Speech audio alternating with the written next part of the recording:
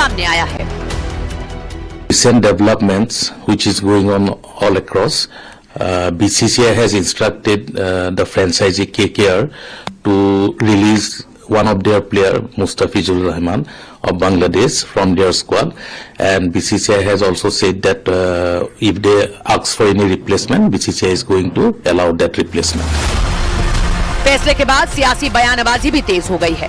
BJP नेता संगीत सोम ने बीसीसीआई और भारत सरकार का आभार जताते हुए कहा कि हिंदुओं की भावनाओं को समझा गया है। शिवसेना यूबीटी के आनंद दुबे ने भी इस कदम का स्वागत किया और इसे सही फैसला बताया। मैं धन्यवाद देता हूं बीसीसीआई और भारत सरकार को कि आपने देश के सैकड़ों करोड़ लोगों की, हिंदुओं की भावनाओं को, सनातनियों की भावनाओं को समझते हुए ये निर्णय लिया। और शाहरुख खान जी को भी मैं यही इस टाइम कहना चाहूंगा कि आपको देश के सैकड़ों करोड़ सनातनियों से आकर जिनकी भावनाओं को आपने ठेस पहुंचाई है, आपको हाथ जोड़ के माफी मांगनी चाहिए और देश के सनातनी आपको माफ करेंगे, ऐसी मुझे उम्मीद है। के सचिव सैकिया जी को दिल से धन्यवाद देते हैं कि उन्होंने देश के करोड़ों हम हिंदुओं की भावनाओं को समझा, भारत के देशवासियों को भावनाओं को समझा कि बांग्लादेश और पाकिस्तान के किसी भी क्रिकेटर को, किसी भी खिलाड़ी को हमारे देश में न तो मैच खेलने के लिए आना चाहिए और न तो हमारे आईपीएल में, चाहे देश में हो चाहे देश के बाहर हो, उसमें हिस्सा लेना चाहिए। हम सब पहले दिन से विरोध कर रहे हैं कि जब तक बांग्लादेश और पाकिस्तान घुटने पर बैठकर क्षमा याचना हमारे देश से नहीं करता है, उसकी टीम को पूरा बहिष्कार होना चाहिए। हालांकि इस फैसले पर विरोध की आवाजें भी उठी। ऑल इंडिया इमाम संगठन के प्रमुख मौलाना साजिद रशीदी ने इसे खेल को राजनीति से जोड़ने वाला कदम बताया और फैसले पर सवाल खड़े किए। देखिए, ये फैसला अच्छा है, इसमें कोई दो राय नहीं, लेकिन ये फैसला पहले क्यों नहीं लिया गया? पहले शाहरुख खान को इजाजत दे दी गई कि वो खिलाड़ी को खरीदे और उसके बाद एक कंट्रोवर्सी कराई गई और फिर उसके बाद बैन कर दिया गया।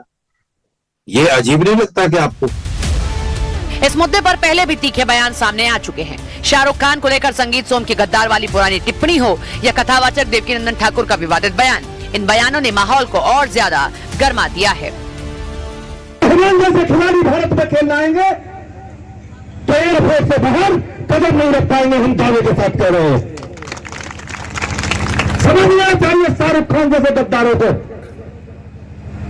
कि जिस तरीके की गद्दारी आप देश के साथ कर रहे हैं, आपको यहां तक अगर आज पहुंचाया तो इस देश के लोगों ने पहुंचाया।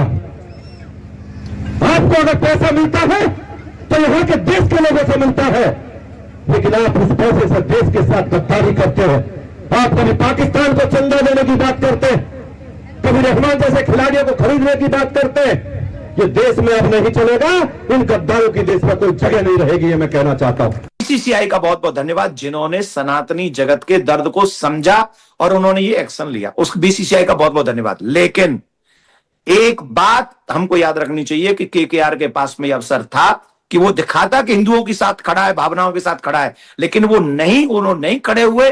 तो ये हिंदू जगत, सनातन जगत याद रखेगा कि मिस्टर केकेआर सनातनियों की भावना के साथ नहीं खड़े हैं। इतना सब कुछ होने के बाद सिंगल बयान मिस्टर केकेआर का नहीं है।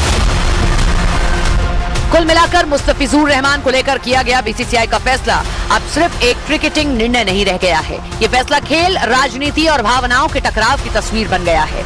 सवाल यही है कि आगे चलकर क्या ऐसे फैसले भारतीय क्रिकेट और आईपीएल की वैश्विक छवि को प्रभावित करेंगे या इसे एक जरूरी और सख्त संदेश माना जाएगा।